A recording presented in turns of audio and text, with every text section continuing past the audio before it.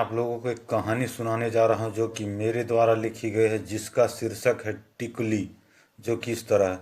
इस संसार में कुछ लोगों की तकदीर ही निराली होती है। इन्हीं में से एक शख्स थे महीधर। महीधर का जीवन तब अंधकारमय हो गया जब उसे किसी बड़े पद की नौकरी का नियुक्ति पत्र डाक द्वारा मिला। थोड़ी मेहनत पर इतने बड़े पद की नौकरी की खुशी महीधर पर इस तरह छाई कि वह दिन रात हंसता रहता। ऐसी हरकत देख महीधर के घर वाले उसे कुछ दिनों के लिए बाबाओं के घर छोड़ आए। महीधर तो ठीक हो गया, लेकिन उसके विचार साधुओं की तरह हो गए और वह साधु जीवन जीने लगा। आज वही महीधर हाथ में टूटी त्रिशूल लेकर अपने परम भक्त परिमल के साथ रोज शहर से गांव तक घूमा करते। वे दोनों बड़े ही गुस्सैल प्रवृत्ति के हो गए थे। जब कुछ मांगना होता था तो क्रोधित होकर अनाप शनाप कहकर लोगों को देने को विवश कर देते थे। घूमते घूमते जब वे दोनों थक जाते तो वे पुराने दिनों की यादों में खो जाया करते। तब वे दोनों एक दूसरे से कहा करते, क्या वो दिन थे जिसमें भक्तों का तांता लगा रहता था। सामने बैठे लोग दुखड़ा सुनाया करते और हम लोग उनकी समस्याओं का निदान एक फूल देकर किया करते। लोग समस्या का निदान पाकर ढेर सारे चढ़ावा चढ़ाया करते। बाबा की जय जयकार से पूरा आश्रम गूंज जाया करता। दूर दराज से आए लोगों के लिए बाबा ने मुख्य सड़क से गांव तक आने जाने के लिए उत्तम आवागमन के साधन की भी व्यवस्था कर रखी थी। जब लोगों की भीड़ में कोई कहता, बाबा मेरा विक्षिप्त बेटा आपके आशीर्वाद से पूर्ण रूप से ठीक हो गया है, तो सारे आश्रम के लोग अचंभित हो जाया करते और बाबा की जय जयकार से सारा आश्रम गूंज उठता था।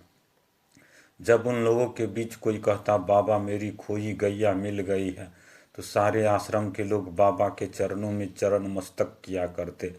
लेकिन बाबा के आश्रम को उस वक्त ग्रहण लग गई जब उनके कुछ भक्तों ने ही इसका भंडाफोड़ कर दिया।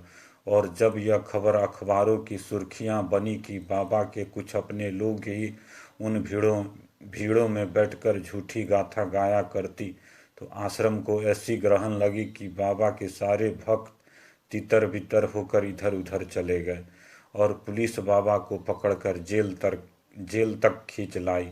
लेकिन बाबा के जटाओं का ही कमाल था कि उनके जटाओं में एक पिस्तौल छुपी रहती थी, लेकिन पुलिस को इसकी भनक तक नहीं लगी। बाबा मौके देखकर पिस्तौल की मदद से जेल से भागने में तो सफल हो गए, लेकिन उन्हें अपना शहर छोड़ दूसरे शहर को जाना पड़ा। कुछ समय तो ऐसी भी स्थिति हो गई थी कि बाबाओं को भूखा रहना पड़ता था।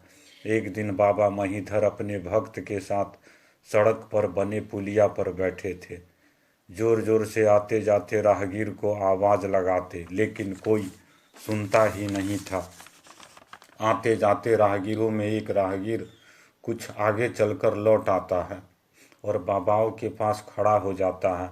तब बाबा कहते हैं, हाँ हम ही साधु हैं, हम ही संत हैं, ऐसे लोगों के लिए तुम क्या कर सकते हो। इस पर राहगीर कहता है, जैसी आपकी इच्छा हो। तब बाबा तरह तरह की बातों से राहगीर को फुसलाते हैं। कभी मुट्ठी बंद कर कुछ कारनामे दिखाते, कभी पत्थर उठाकर उसे चूमकर कलेजे से सटाकर रखने को कहते।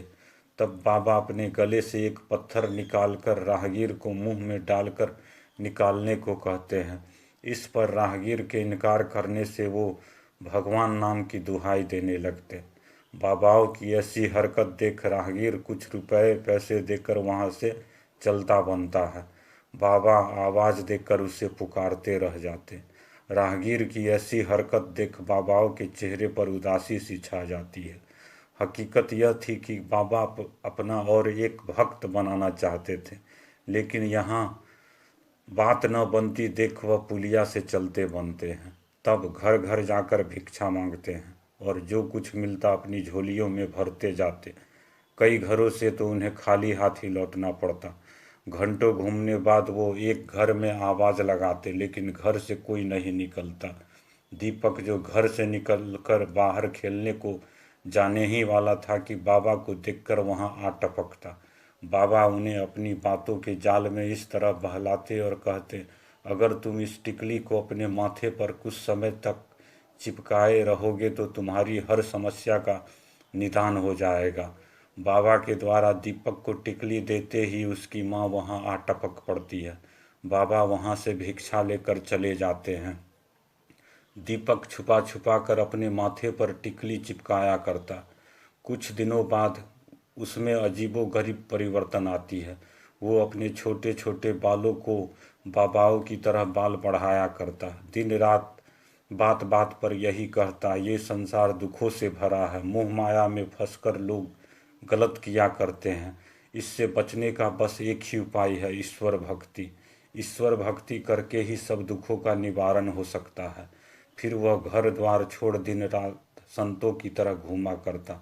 लोग समझाते रह जाते लेकिन उसे कुछ समझ में नहीं आता। यह कहानी हमें यह सिखलाती है कि यह संसार इंद्रधनुष के सतरंगी रंग की तरह लोगों से भरा है, जिसमें साधु संत भी कई तरह के होते हैं।